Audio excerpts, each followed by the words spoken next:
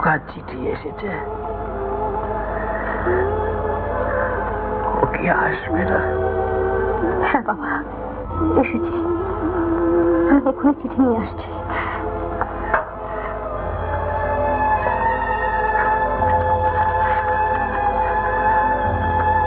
এই যে বাবা চিঠি, আমি পড়ে শোনাচ্ছি। শ্রীচরণ কমলেশ বাবা, একটা বিশেষ কাজে বাইরে গিয়েছিলাম, তাই সবিতার চিঠি সময় দিতে পারিনি। তোমার অসুখের খবর আছে, কি চিন্তা নিয়ে আছি তা লিখে বোঝাতে পারবো না। আমি ছুটির বন্দোবস্ত করেছি। 2-1 দিনের ভিতরে রওনা হব। দিন রাত ভগবানকে শুধু ডাকছি, তিনি যেন তোমার সম্পূর্ণ। বাবা, বাবা,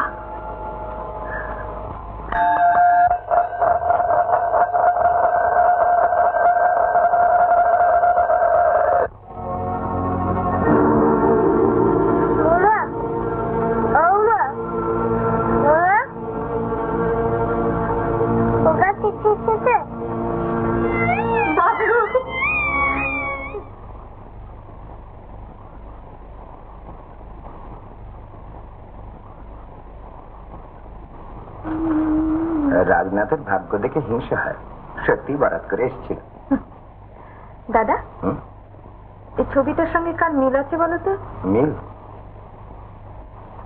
কই, কারোর সঙ্গে মিল তো দেখতে পাচ্ছি না। দূর, তুমি পারবে না, যাও। যাচ্ছি, আসুন, আমি একটু পরে ঘুরে আসছি।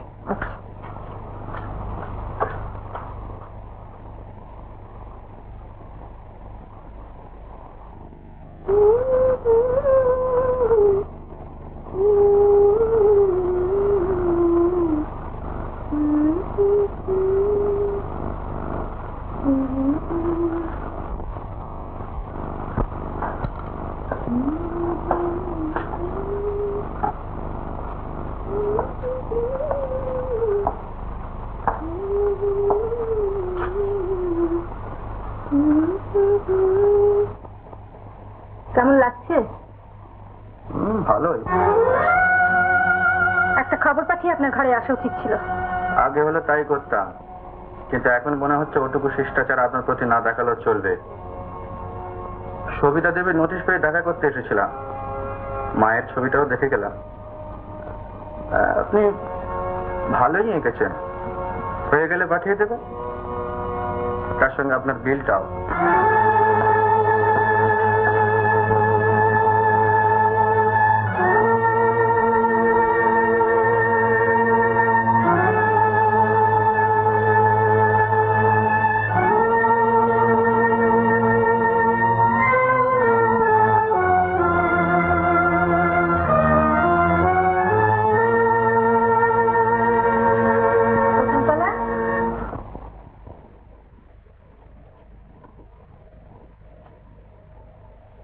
যিনি এসেছিলেন গেলেন কোথায়? কে? রাজনাথ বাবু? হ্যাঁ। তাকে কেন ডেকেছিল বলো তো? আমি তাকে ডেকে পাঠাইনি, বাড়ি ছাড়া নোটিশ দিয়েছিলাম, তাই নিজেই এসেছিলেন। ও, তুমি তুমি বুঝি এখান থেকে চলে যাচ্ছ? চলে তো যেতেই হবে, শ্বশুর মশাইয়ের পেনশনটা তো আর সরকার দেবে না। কিন্তু রাজনাথ বাবু কেন এসেছিলেন? যে জন্য এসেছিলেন তা বলতে পারলেন না। বিনা ভাড়ায় থাকতে পারি, এই কথাটা সোজাসুজি বলেন কি করে? তাই শ্বশুর মশাই মৃত্যুতে দুঃখ প্রকাশ করে গেলেন শুধু। কিন্তু তোমার কি হয়েছে বলো তো? কিছু একটা হয়েছে মনে হচ্ছে। না, কি আর হবে?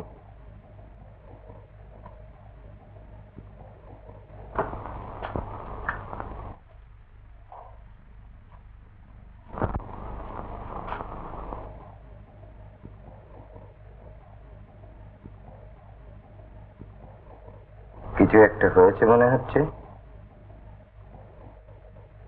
কি আবার হবে? কেউ এসেছিল? রাজনাথ বাবু এসেছিলেন। হুম। ছবিটা দেখে বললেন মন্দ হয়নি। ছবিটা পাঠিয়ে দেবার সময় বিলও পাঠিয়ে দিতে বলেছেন। জবাব দেবার সময় পেলাম না। তোমায় একটা কথা বলি দাদা, আমার আগের ছবি নিয়ে যা ঘটে গেছে তার জন্য দায়ী আমি নই, তবু সব দায় আমারই উপরে এসে পড়েছে। কোথায় যাচ্ছিস? বললাম তো, দায় যখন আমার উপর এসে পড়েছে, ব্যবস্থা তখন আমাকেই করতে হবে কিনা। রাজনাথের কাছে? হ্যাঁ। শোন, কদিন আগে কনক মিত্র বলে একটি মেয়ে এগুলো তোকে দিতে বলেছিল।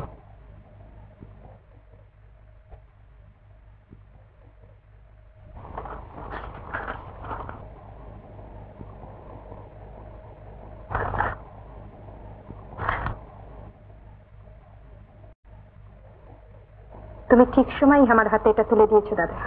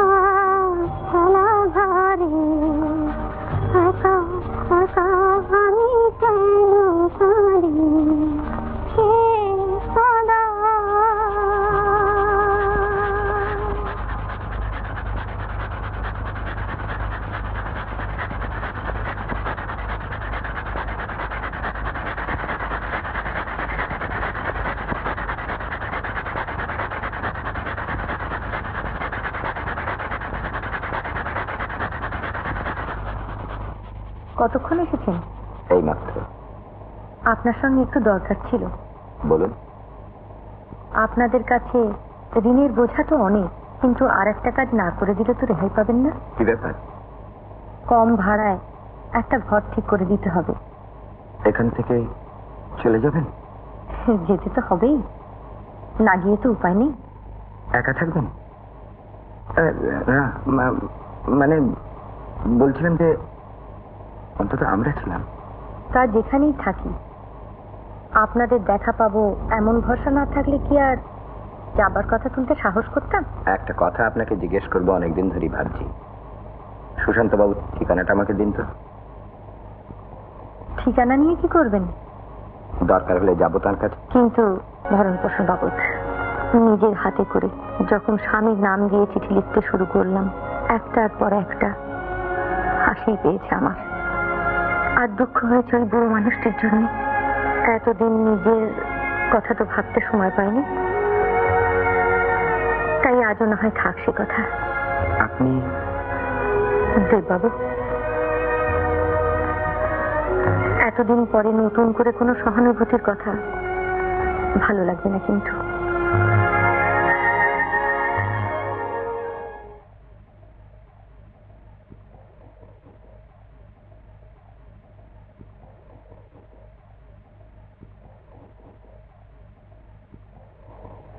আপনি আসুন আসুন, বসুন। না, বসতে আসেন। ভয়ানক একটা কিছু বোঝাপড়া করতে এসছেন বলে মনে হচ্ছে। দেখুন, ঝগড়া আমি ভালোবাসি না, রুচিতে বাধে, যেমন বাধে আপনার সংস্পর্শে আসতে। আপনি যদি এতদিন বুঝে না থাকেন, জেনে রাখুন, আংটি আর ঐশ্বর্যের প্রলোভনে যারা আত্মবি করে, আমি তাদের কেউ নই। আপনার স্রোবে আমার এবং আমার সংস্রবে আপনার, আর যেন কোনোদিন না একটি।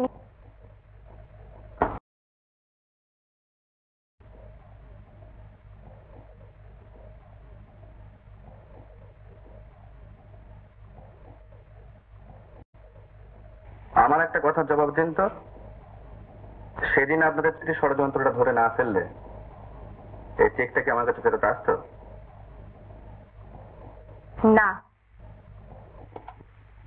তবে আপনার মতো ঐশ্বর্য সম্পন্ন ভদ্রলোকের মোহকে কেমন করে বিদ্রুপ করে যেতে হয় একদিন চোখে আঙুল দিয়ে দেখিয়ে দিতুম হয়তো। আর আংটিটা, ওটা যে এতদিন পরে ফেরত দিতে হলেন? বিক্রি করে মোটা টাকা পাবো এই ইচ্ছেই হয়তো ছিল। কাউকে ডাকুন, আমাকে পথ দেখিয়ে দেবে। ছাত্র জীবন থেকে চরিত্রে আমার দাগ পড়েছে। পয়সার জোরে নারী আমার কাছে খেলার পুতুল মাত্র। তাদের আমি আংটি পরাই, সস্তা আকর্ষণের মোহে 3000 টাকা দিয়ে আমি তাদের হাতে আঁকা ছবি কিনি। তুমি জানো এই সময় বাড়িতে আমি একা থাকি, তা সত্ত্বেও এই রাত্রিবেলা একা আমার ঘরে আসতে তোমার ভয় করলো না? যে যদি সারা রাত তোমাকে এখানে ধরে রেখে দিই? বাবু, যত দূর এগিয়েছেন তার দাম মেটাতে আপনাকে খুঁজে পাওয়া যাবে না। ছাড়ুন। ভয় দেখাবার চেষ্টা করো না শকুন্তলা। আমি যা জিজ্ঞাসা করছি তার জবাব দাও। আমার সম্বন্ধে এত কথা শোনার পরেও রাত্রিবেলা একা আমার ঘরে ঢুকবার আগে তোমার ভয় পাওয়া উচিত ছিল, কিন্তু পাওনি কেন? মানুষ যদি আমি এতই খারাপ, তুমি এ ভরসা পেলে কোত্থেকে? আজ আমি কিছুতেই ভয় পাই না শকুন্তলা, বরং যা জিজ্ঞাসা করছি তার যদি সঠিক জবাব দাও তাহলে কথা দিচ্ছি আর কোনোদিন তোমাকে বিরক্ত করবো না। বেশ, ছাড়ুন।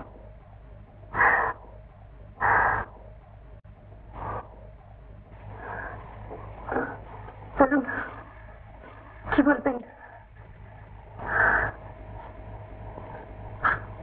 না থাক, তারা দরকার হবে না। চলো তোমাকে না ভিজিয়ে আসি। না, জবাবদিহি পরে হবে, কথা শেষ আজই হয়ে যাক। কিন্তু তুমি টুকু বাদ দিয়ে আপনি বলুন, জবাব দিচ্ছি। যে রাগ অজ্ঞাতে একবার বেরিয়ে গেছে তাকে সংশোধন করবার বিড়ম্বনার ভালো লাগবে না। ইচ্ছা হয় জবাব দিও, না ইচ্ছা হয় দিও না। আমার সম্বন্ধে যা শুনেছ তার বাইরে কখনো কিছু মনে হয়নি? না, যা শুনেছ তাই বিশ্বাস হয়েছে? যা শুনেছি, যা দেখেছি, সবই বিশ্বাস হয়েছে।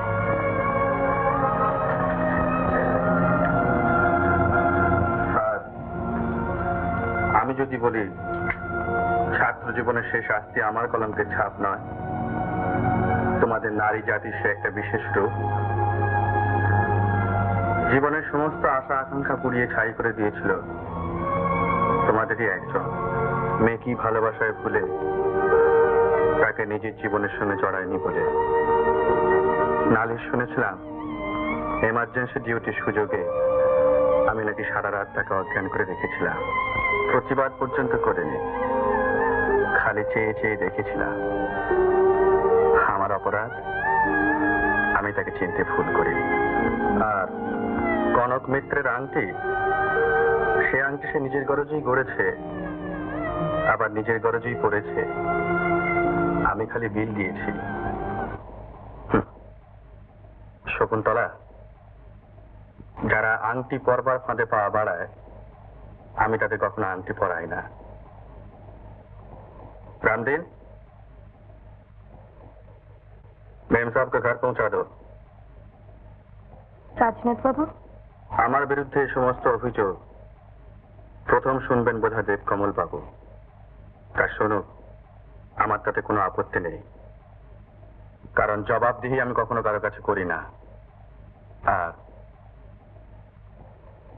কথার যখন আজই শেষ হয়ে যাবার কথা, তখন আর সে চেষ্টা আমি করব না।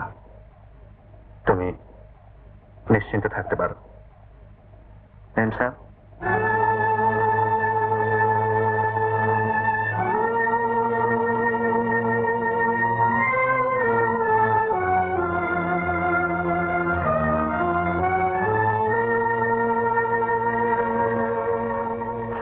বলো। আমার তো সে একই কথা। বাড়ির কি ব্যবস্থা করলেন? দেখা হচ্ছে। সে তো জানি, কিন্তু দেখা শেষ হবে কবে সেটা বলতে পারেন? আমি পারি। এবারে যা বাড়ি দেখেছি দেবুদা, ফার্স্ট ক্লাস। কবিতা দেবী, কাল যাব আপনার বাড়ি, আপনিও দেখে নিন। তাহলে আর কি? হ্যাঁ রে শুকু, সেদিন রাজনাথের সঙ্গে তোর কি কথা হয়েছিল রে? কেন?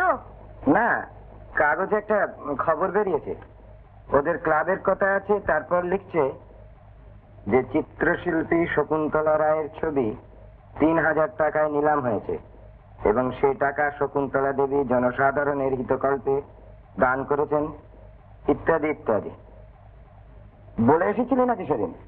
কই না তো। লোকটা কিন্তু ভালো রসিকতা জানে। একজন লোক আপনাদের সবাইকে কিন্তু বেশ ভাবিয়ে তুলেছে।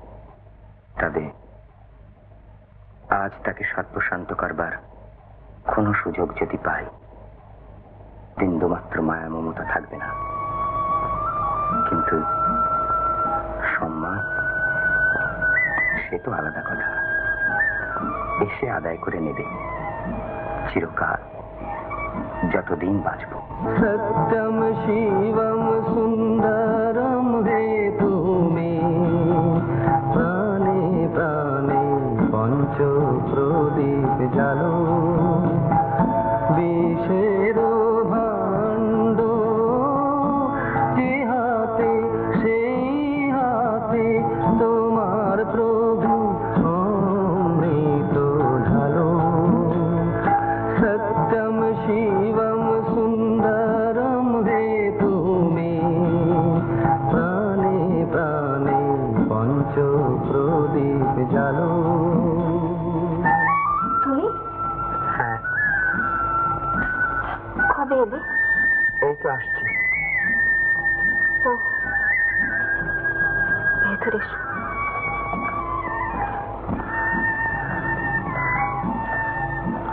প্রভু তোমারি নিখিলে আমারি আমার বলে, কেন হয় মন যে খোঁজে গিয়েছিল পেয়েছো?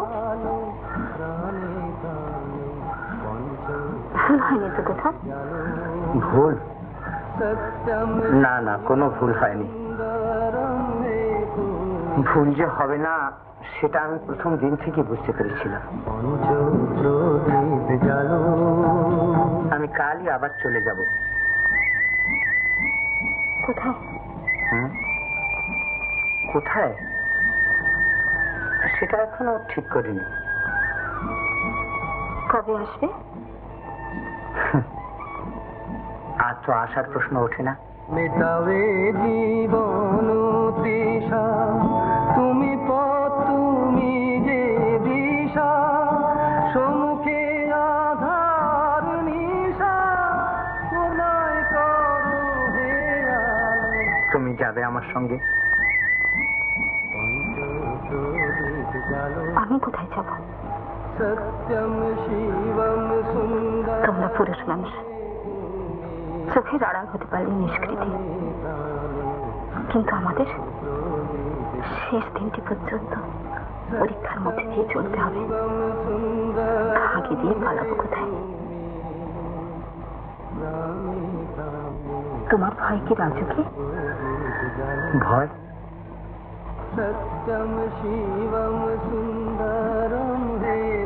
না, ভয় না। তবে সেটা যে ঠিক কি তাও আমি বোঝাতে পারবো না। রাত কি তোমার রাজু করবে না? রাগ না করলে তোমার বাড়িতে থেকে তোমারই দেওয়া এত বড় দুঃখ সইতাম কি করে? কিন্তু আমার জন্য আমারই মতো একজন এত বড় পৃথিবীতে হারিয়ে গেছেন, তাকে ভুলবো কি করে? কিন্তু অপরাধটা তো সম্পূর্ণ আমার। তুমি তো কিছু জানতে না, তবে তুমি এই দায়িত্ব নিতে চাইছো কেন? দুঃখ সেই জন্য আরো বেশি।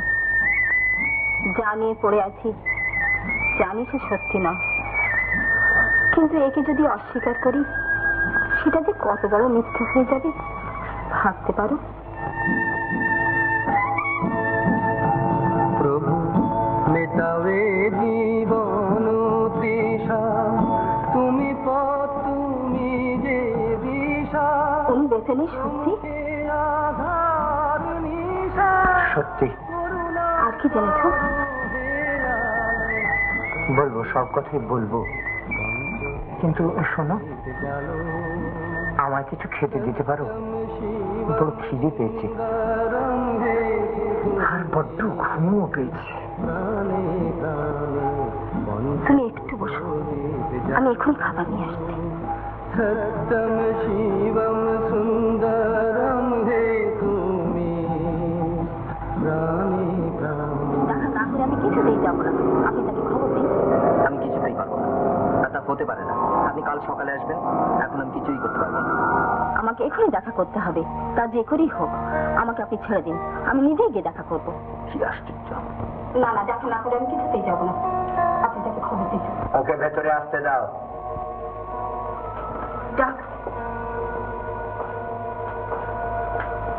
ডাক্তারবাবু, একবারটি আমার সঙ্গে চলুন।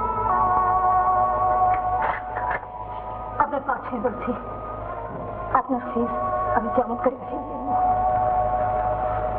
আমাদের মুক্তি বসেছেন। আজ যে আমার বাবা ছাড়া কেউ।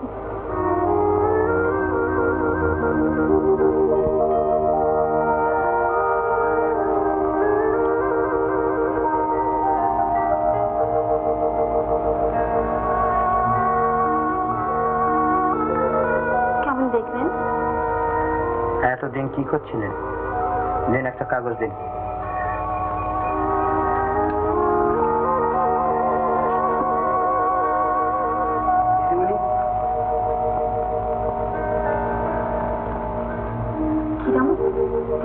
হ্যাঁ দিদিমণি, 35 টাকা পেলাম, টাকায় দোয়ানা শুরু। আচ্ছা ঠিক আছে।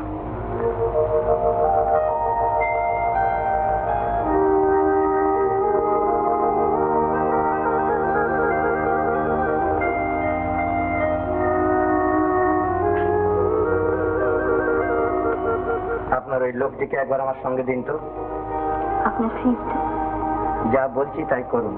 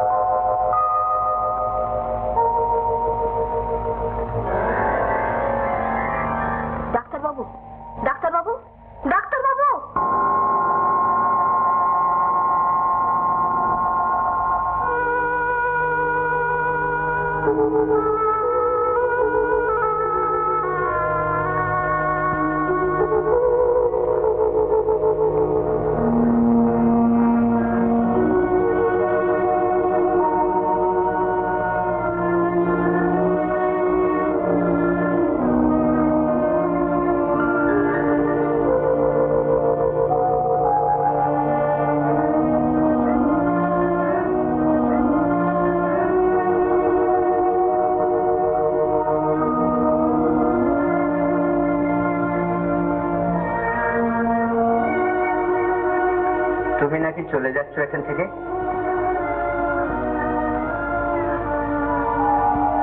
যেতে তো হবেই।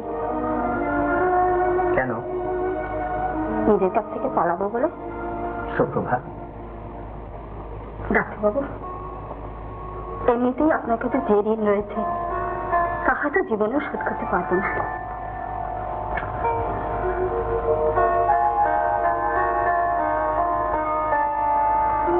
তুমি কি করে ভাবলে যে তোমাকে এত সহজে আমি ঋণ মুক্ত হতে দেব?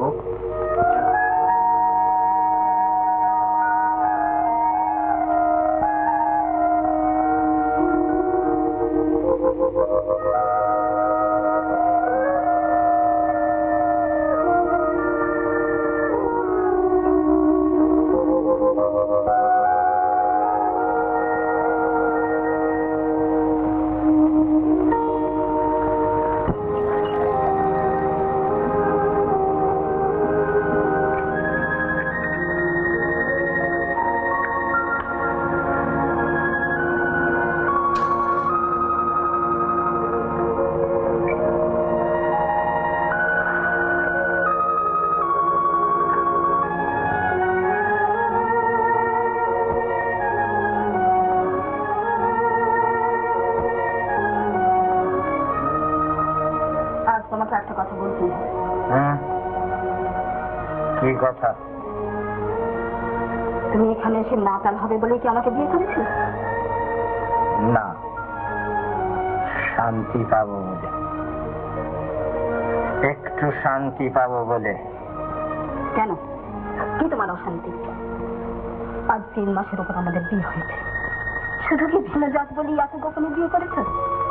আর দিনের পর দিন তোমার স্ত্রীকে এইভাবে ফেলে দিচ্ছ? সত্যি করে বলো তো, এছাড়া আর কোনো কারণ নেই?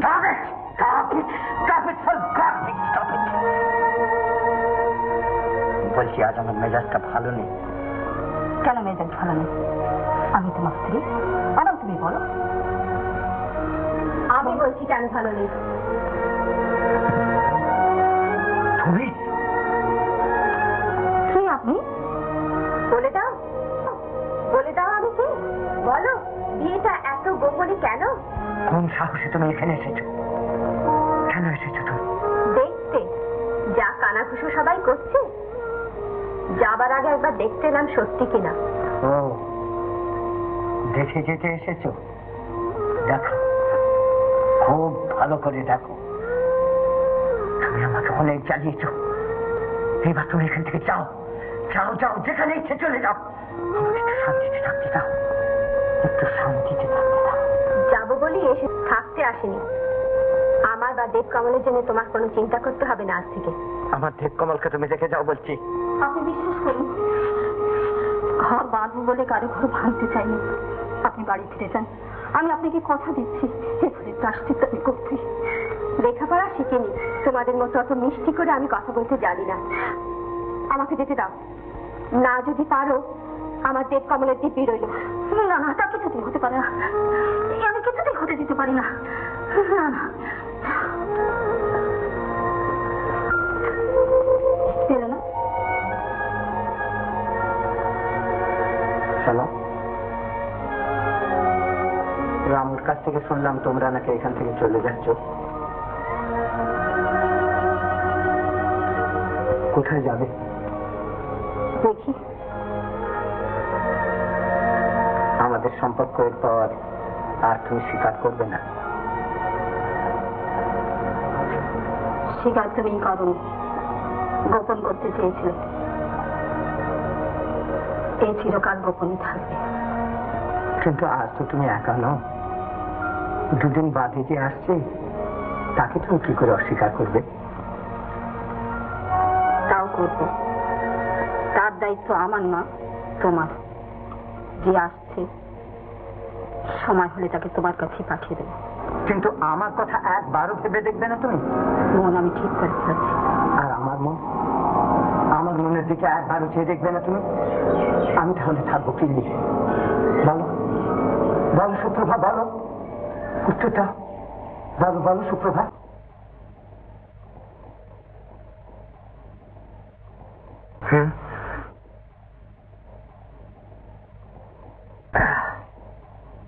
খাবে চলো।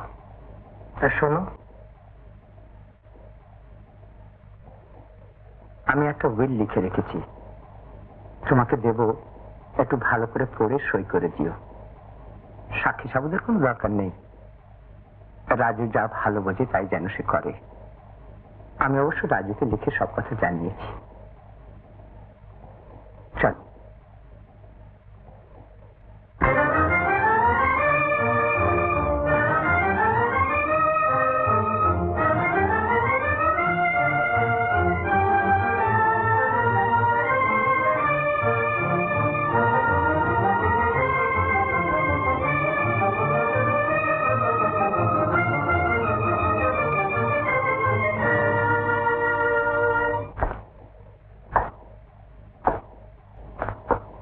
রাজু, তোকে এমন দেখাচ্ছে কেন? বাবা লিখেছেন, পড়ে দেখো। চিঠি থাক, তোকে এমন দেখাচ্ছে কেন? সম্পত্তি ভাগ হয়ে যাচ্ছে বলে? দেবকমল যে আমার বড় ভাই, বাবা এ কথা এখানে আমাকে বললেন না কেন? জানি না। নিশ্চয়ই জানো। এতদিন আমি সব লক্ষ্য করে এসেছি, কোনো কথা জিজ্ঞাসা করিনি, কিন্তু আজ আমি সব কথা শুনতে চাই। দেবকমল আমার বইমাত্র ভাই। হ্যাঁ। তার মা গৃহত্যাগ করেছিলেন আমার জন্মাবার আগে না পরে? আগে। কিন্তু বুঝতে পেরেছি। বাবা কি ব্যবস্থা করে গেছেন? বলছি, সে সম্বন্ধে চিঠিতে তিনি কি লিখেছেন শুনি। লিখেছেন তোমার কাছে উইল আছে, তুমি বললেই তার রেজিস্ট্রি হয়ে যাবে। আর যদি আমি না চাই, তাহলে এই সংবাদ যেমন গোপন আছে তেমনই থাকবে। বাবা উইল কবে পাঠিয়েছিলেন? পাঠাননি, তিনি নিজেই এসেছিলেন।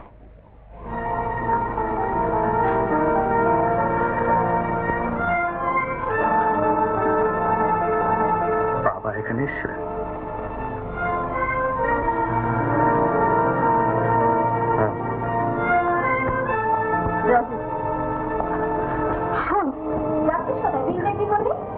হবে না। না, সে হবে না। আমার কথা শোন রাজু, যা আছে বিষয় সম্পত্তি চুল চিরে অর্ধেক ভাগ করে দিতে হবে দেবকমলকে।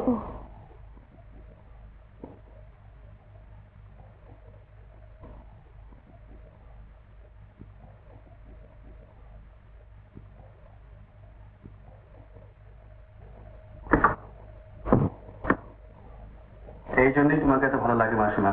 সম্পত্তি দেবো না এই কথা তো বলিনি, খালি উইলের ব্যবস্থাটুকু হবে না। যে কথা গোপন করতে বাবাকে এত কষ্ট সইতে হয়েছে, লেখাপড়ার হাঙ্গামা করতে গেলে বাবার সে মর্যাদা থাকবে না।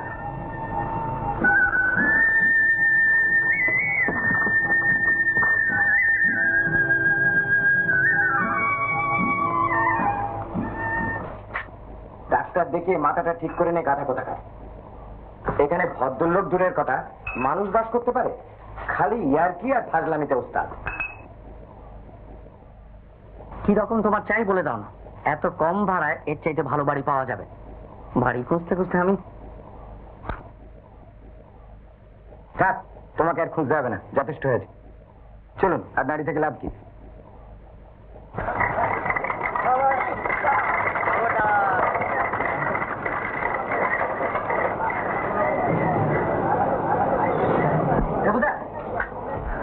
তোমরা যাও, আমার একটু এদিকে কাজ আছে। কোথায়? চিনবেন? শোনো, তোমার একটা কথা বলো, কিছু মনে করো না। আর বাড়ি দেখা কাজ নেই, সবিতা দেবীর জন্য ওই 27 নম্বর ফ্ল্যাটের দুখানা ঘর ছাড়া আর কোনো জায়গায় পছন্দ হবে না তোমার। ইডিয়েট।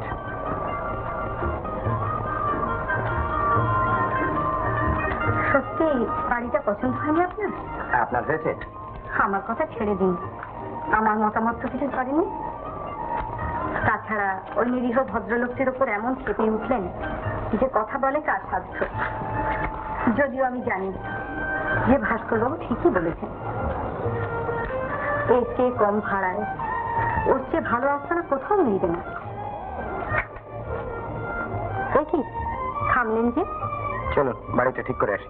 সে কথা তো বলিনি, শুধু জিজ্ঞাসা করছিলাম বাড়িটা পছন্দ হয়নি কেন। পছন্দ হয়েছে, আসুন। কি বিপদ, রাস্তায় লোক জড়ো করবেন নাকি? চলুন, ও বাড়ি আমার একটু পছন্দ হয়নি, আসুন। দেখলেন, আমি বলেছিলাম না এখানে জন্তু জানোয়ার ছাড়া কেউ বাস করে না। ওরকম জন্তু জানোয়ার কলকাতার যে কোনো রাস্তা দু একটা বাড়িতে পাবেন, আসুন। 7 দিনের মধ্যে আমি আপনার বাড়ি ঠিক করে দেবো, আপনি সব গুছিয়ে রাখবেন। বাবলুরও রাগ হলে মাঝে মাঝে এরকম প্রতিজ্ঞা করে থাকে। মানে? মানে আমার জন্য আর বাড়ি খোঁজ করতে হবে না। তুমি আর আসবে না? বাড়িওয়ালা এসে দেখলে তোমার আর আমার দুজনের মুন্ডু পাস করবে। দাও তুলিটা, দাও।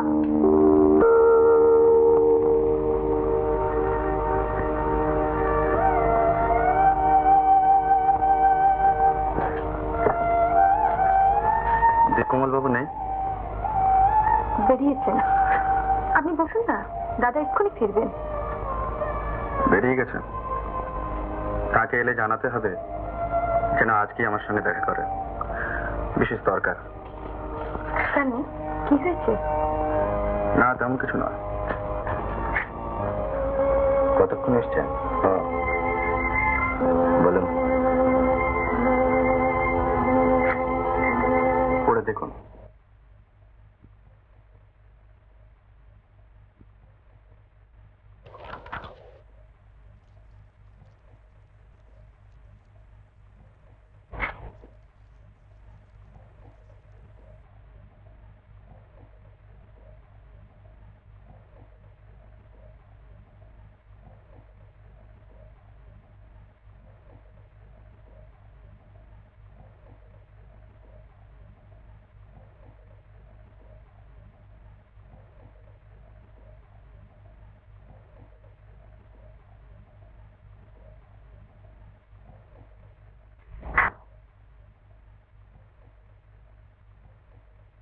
কি প্রমাণ পাওয়া গেছে এই সিদ্ধান্তের? পরপর বাইরে গিয়ে বাবা এই প্রমাণই সংগ্রহ করেছেন। 2 বছর বয়সে আমি ঘর ছাড়া। কি করে এই সন্দেহ তার হল? ক্লাবে আপনার মুখ থেকে তিনি পরিচয় শুনেছিলেন। আপনার যদি কিছু জানবার থাকে এই বিষয়ে আপনি মাসিমাকে জিজ্ঞাসা করতে পারেন। সব কথা আমি ঠিক জানি না। কি করতে চাও এখন? চিঠি বাবার ইচ্ছে স্পষ্টই লেখা আছে, যদিও তিনি আমার ইচ্ছে অনিচ্ছের উপর নির্ভর করেছেন। তো যাই হোক, তিনি যা চান আমার তাতে অমত নেই, কিন্তু একটা শর্ত করতে হবে। শর্ত? পয়সার প্রতি আমার মোহ নেই, কিন্তু বাবার সুনামের প্রতি আছে। তাই সম্পত্তি নিয়ে আমি আইন আদালত করতে চাই না। এর কারণ? তো পরিবার হিসেবে সামন্তদের একটা সুনাম আছে। এই নিয়ে আইন আদালত করতে গেলে এই অস্বাভাবিক ঘটনাটা অপ্রকাশিত থাকবে না। ঘটনা যদি কিছু ঘটেই থাকে সে তো আর মিথ্যে না। গোপন করতে চাইছো কেন? ঘটনার আড়ালে একটা কিছু থাকাই সম্ভব, যার দরুন বাবা একে আজীবন গোপন করে এসেছেন। এর মূলে তার নিজের কোনো অপরাধ থাকাও তো বিচিত্র না। অস্বীকার করছি না, যার স্ত্রী ঘর ছেড়ে পালিয়ে যায় তার যে কোনো অপরাধ নেই। রাজনাথ, সেই জন্যই বলছি তর্ক বিতর্ক থাক। আমার যা বক্তব্য আমি তাই বললাম, আর এইটি আমার শেষ সিদ্ধান্ত। তুমি এখন যেতে পারো। আমার মতামত যদি কিছু থাকে পরে জানাবো। বেশ, চিঠিটা দিন।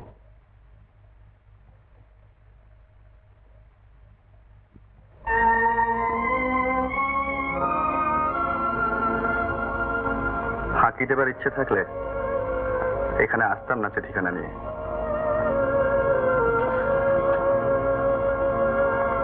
পুড়িয়ে ফেললে চুকে যেত।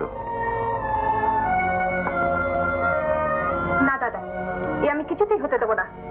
এতদিন নিজের চেষ্টায় গিয়ে এসেছি, কি দরকার আমাদের ভাগ্যের একটু শূন্যতায়? হুঁ না, চল আমরা এখান থেকে কোথাও চলে যাব।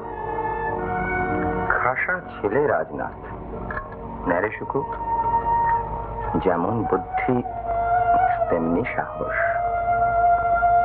কিন্তু তাহলে উপায় নেই। দাদা, তোমার কি মাথা খারাপ হলো? হলো, চিন্তা করে দেখ, এমন সন্দেহ মনে জাগবে যে তোর মাথা খারাপ হওয়া বিচিত্র নয়। তোমার একটা কথা বলবো? না, বলবোই। আমার ধারণা ছিল আমার কোনো দয়া মায়া নেই, কিন্তু তোমার তুলনায় আমি অনেক নরম। দেখো, ভাঙা তো তোমার কাজ নয়, গড়াই তোমার কাজ। ভাস্কর, আমি কতবার বলেছি, মূর্খ জ্ঞানীর মতো কথা কইলে আমি সহ্য করতে পারি। আমি যা বলেছি তাই করবি। সামন্ত পরিবারের সমস্ত ইতিহাস আমার চাই। তুমি কবে যাচ্ছ? আজই রাতের গাড়িতে।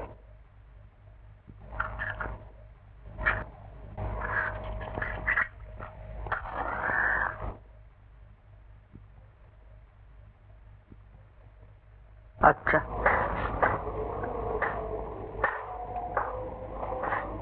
ভাস্কর বাবুকে একবার আসতে বলবেন? কেন?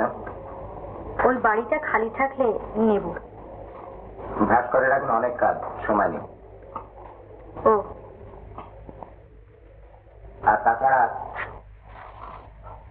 আপনার এখন যাওয়া হবে না। আগে এমনি জোর দিয়ে বললে হয়তো খুশি হতাম। আর এখন ঠিক জানি না, তবে আজ আপনি যে পথে চলেছেন সে পথ থেকে যদি কখনো ফিরে আসেন, তখন হয়তো এই প্রশ্নের জবাব দেওয়া সহজ হবে। আমার কথা শুনুন, রাজনাথ বাবুর সঙ্গে আপোষ করে ফেলুন। তার বিরুদ্ধে লড়াই করতে গিয়ে নিজেকেই ক্ষত করে চলেছেন শুধু। এতে তার তো কোনো অপরাধ নেই। অপরাধ আমার? না, ঠিক তা নয়। অদৃষ্ট আপনার সঙ্গে চিরদিনই পরিহাস করে চলেছে, তার সঙ্গে তো করেনি। এবারে করবে।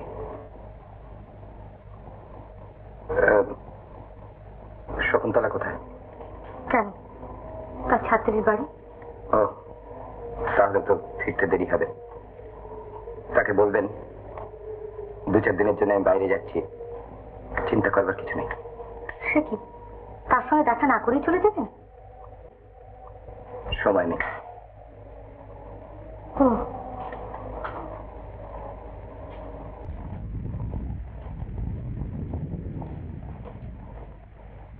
দেবকমল, তুমি কবে এলে?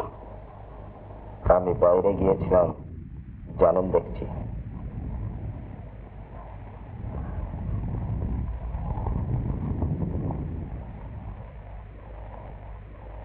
সামন্ত পরিবারের সমস্ত ইতিহাস আমি সংগ্রহ করেছি।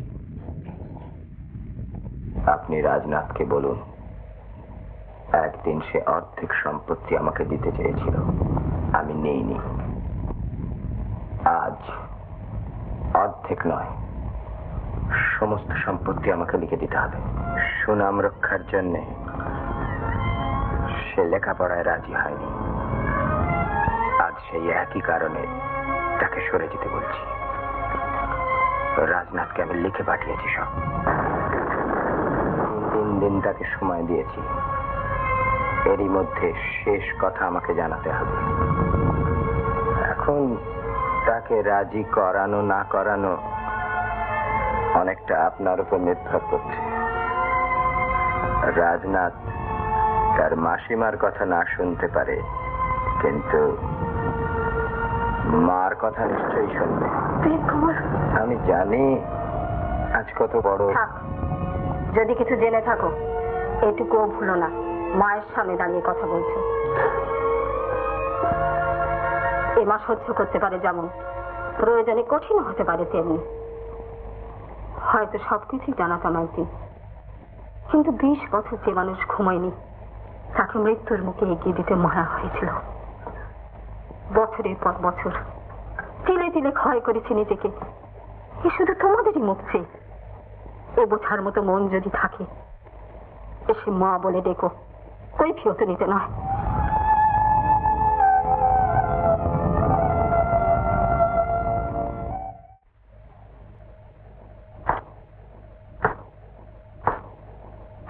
আপনি দেবকমল বাবু আছেন? আপনাকে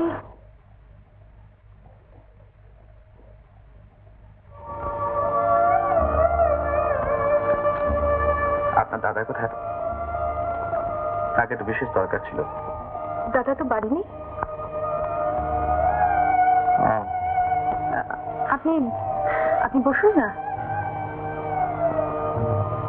শুনুন, উনি এলে পরে বলে দেবেন যে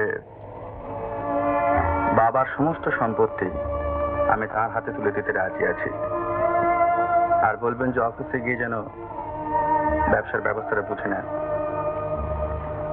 আর বাড়ি উনি যেদিন বলবেন সেই দিনই দখল পেয়ে যাবেন। দখল নিতে সব? হ্যাঁ, খালি আমাকে বাদ।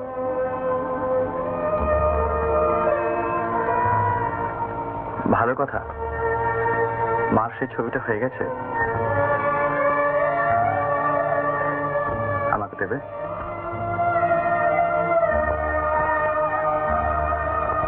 আপনি হয়তো ভাবছেন ওটা আমার কি দরকার। বাবা এখানে নেই, সব দায়িত্বই আমার, এমনকি ওই ছবিখানাকে জায়গা মতো রেখে যাওয়া পর্যন্ত। আমি এনে দিচ্ছি।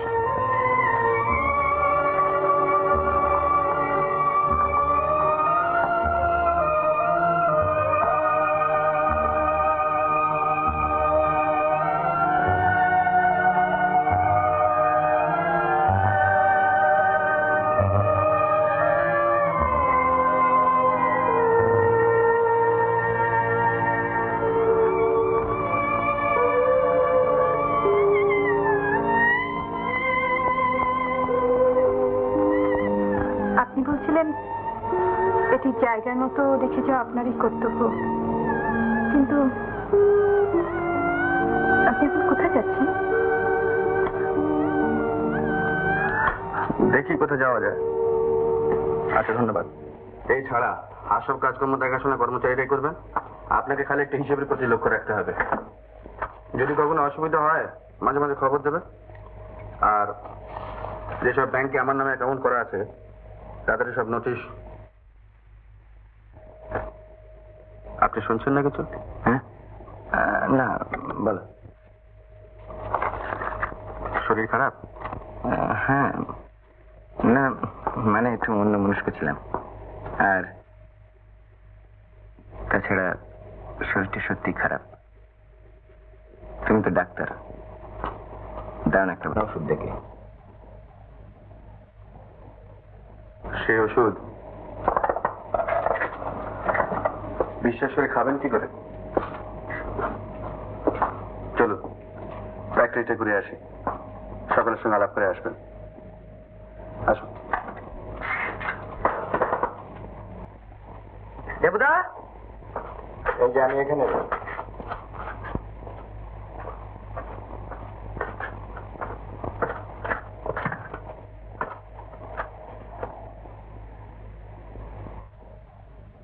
কি দেখছিস? দেখছি কোটিপতি হলে কেমন দেখায়। কেমন দেখায়? আমি যখন আগে জ্বালা জ্বালা মদ গিলতুম তখন অমন খুনের মতো চেহারা বাড়িয়ে। থাক দাদা, তোমারও ডাক শুনলে শ্মশানেও দেহ নড়ে চড়ে উঠবে। কি দিদি, তুমি এত চুপচাপ কেন? দেখো, দেবুদার মারের ভয় আমার আছে, তবু আমি বলে ফেলছি, রাজনাথ বাবুকে যে ও চিনতে পেরেছে এ আমি ওর মুখ দেখেই বুঝতে পেরেছি। কিন্তু দিদি, তুমিও শেষটায় মানুষ চিনতে ভুল করলে। দেখ ভাস্কর, তোকে কতবার বলেছি না যে মূর্খ জ্ঞানীর মতো কথা বললে তোমার সহ্য হয় না, এই তো।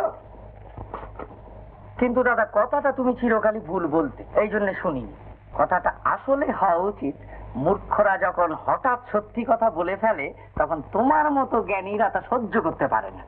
থাক দাদা, আমি যাচ্ছি।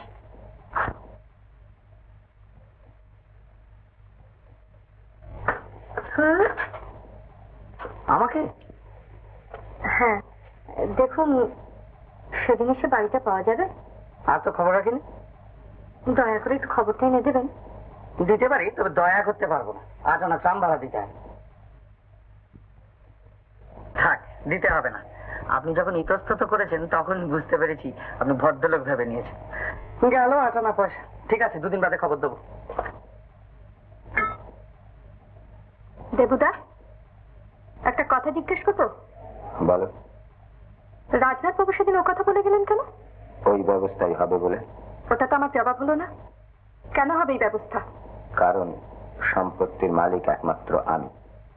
আর রাজনাথ বাবু? তার কতটা প্রাপ্য সেটা আদালত বিচার করতে পারত, কিন্তু ততদূর পর্যন্ত যেতে সে রাজি হবে না। কেন? সে আমার বইমাত্র ভাই হতে পারে, কিন্তু তাও আদালতের বিচার সাপেক্ষ। মাসিমা বলে তার কেউ কোনোদিন ছিল না, তিনি তার মা।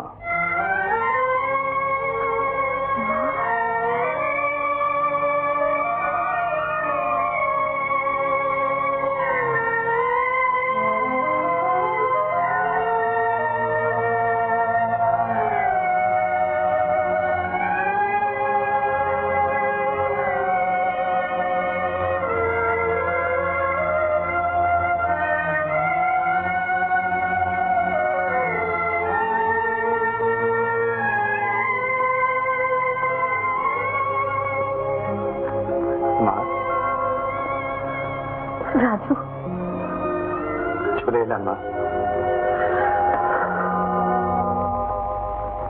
না না না, এই হতে পারে না। আমি কিছুতেই হতে দেবো না দেবুদা। শুকো, তোমার হাতে মানুষ দাদা, মিথ্যা আমাকে ভয় দেখাচ্ছ। রাজনাথ বাবুর কথা ছেড়ে দাও, তার মার কথা একবারও ভেবে দেখেছো? একবারও ভেবে দেখলে না তাকে কোথায় নামিয়ে আনলে তুমি? আজ সবারই কথা তোর কাছে বড় হয়ে উঠেছে, কিন্তু আমার কথা ভেবে দেখেছিস? 2 বছরের একটা শিশুকে নিয়ে আশ্রয়ের খোঁজে একটি মহিলা দুয়ারে দুয়ারে ঘুরে বেরিয়েছেন। একবারও মনে হয়েছে কতখানি আগুন বুকে নিয়ে তিনি পৃথিবী ত্যাগ করে চলে গেছেন? আর আমি কোটিপতির ছেলে, আমি পথে পথে ঘুরে বেরিয়েছি, খিদের চালায় নিজের গায়ের চামড়া দাঁত করে কেটেছি। আজ আমার টাকা চাই, অজস্র টাকা, যে টাকায় হাজার হাজার ছেলের কান্না আমি খোঁজাবো। আমার আশ্রম আমি সার্থক করে তুলবো, এটা সে যেমন করেই হোক। ছেলেবেলায় তুমি আমার বাবার কথা খুব সুন্দর করে বলতে পারতে, মনে পড়ে? এখনো তো সব ভুলে গেছো। আমি কিন্তু ভুলিনি দেবুদা। তিনি বলতেন, মানুষের সবচেয়ে বড় মোহ নিজেকে ভুলবার মোহ। এই মোহ যখন আসে, বাসনার আসল মূর্তিটা নিজেরও মনে পড়ে না। দেবুদা, তুমি যাদের জন্য এসব করবে ভাবছো, এখন তারা তোমার উপলক্ষ মাত্র। কবে তারা তোমার মন থেকে দূরে সরে গেছে তা তুমি জানতেও পাওনি। শুকো, এখন যা করতে চলেছ সেটা তোমার সেবার আশ্রম নয়, বিষয় সংসার। নিজেকে দেখা দূরে থাক, সেখান থেকে আকাশও দেখা যায় না। না না দেবুদা, এ হতে পারে না, আমি কিছুতেই হতে দেবো না।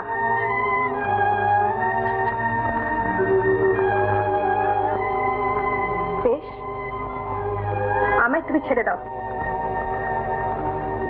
আমি তো কাউকে ধরে রাখিনি, কিন্তু যাবে কোথায়?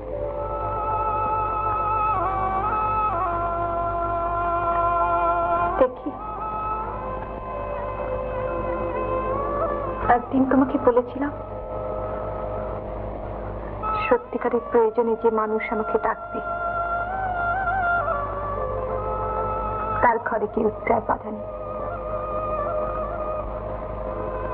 আজ কদিন ধরে যেন তারই ডাক শুনতে পাচ্ছি, দিন রাত শুনছি।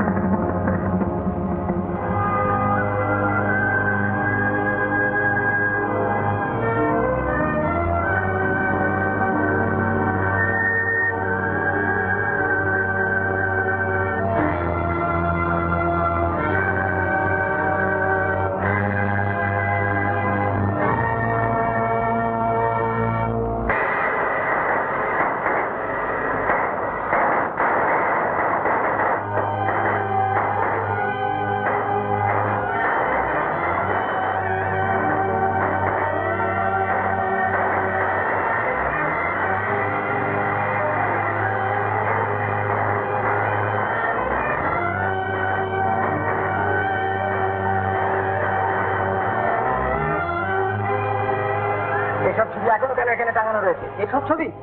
হ্যাঁ হ্যাঁ, এইসব ছবি এক্ষুনি নামিয়ে ফেল। এক্ষুনি নামিয়ে ফেলবো? হ্যাঁ, এক্ষুনি নামাবে সবগুলো। এটা এটা সমস্ত সব।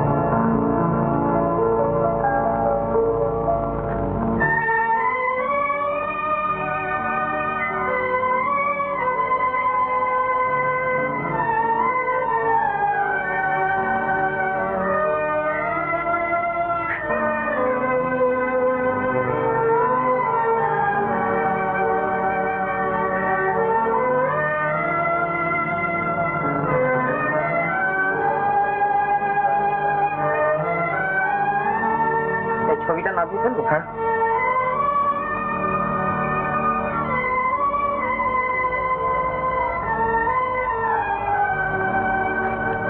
কি বললে? এই ছবিটা ফেলে দিই। এই ছবিটা বেরিয়ে যাও।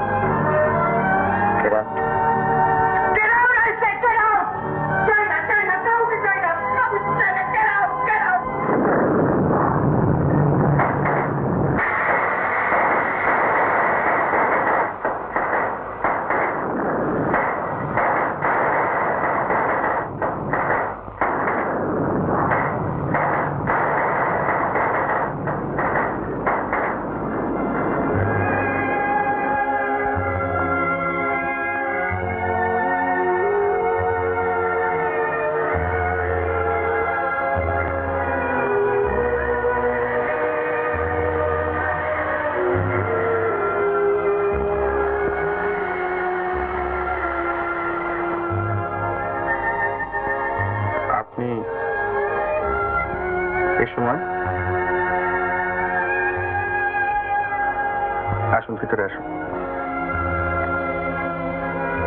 আসুন।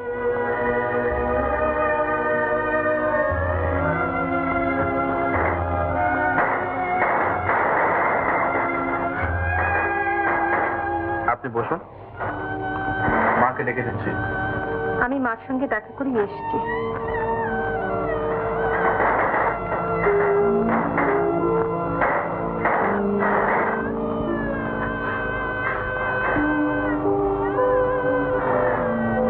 কিছু বলবেন?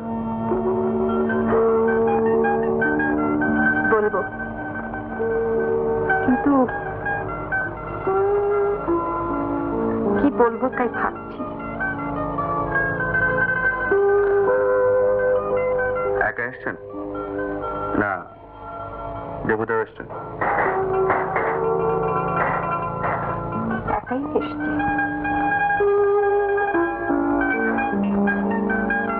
কেন জিজ্ঞাসা করতে পারে?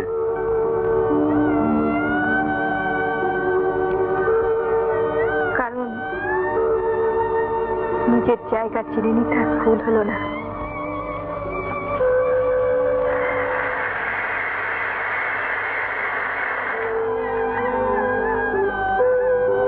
রাজ ঐশ্বর্য হাতে পেয়ে গরিবের উপর দয়া দেখাতে এসছেন?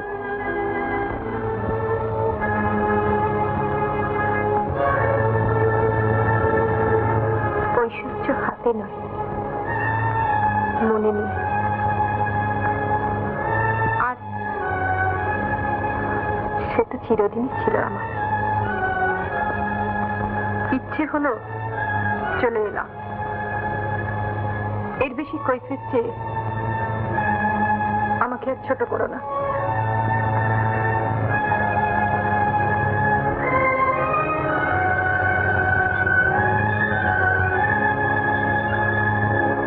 রাজনাথ,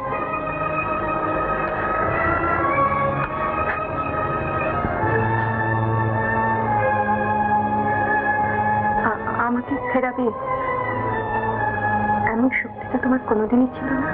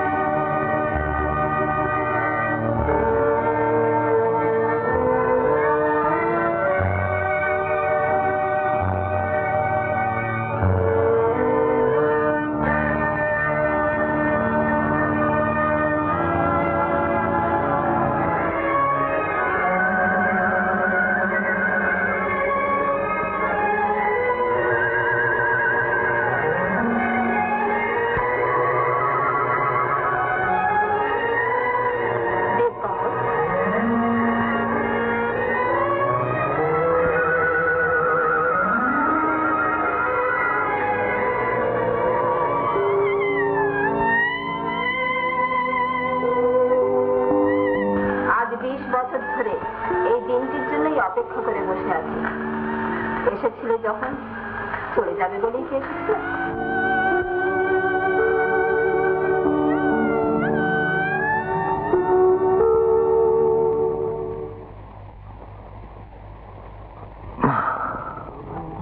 মেটাবে জীবন তৃষা, তুমি পথ তুমি যে দিশা, সম্মুখে আধার নিশা, করুণায় করো হে আলোয়,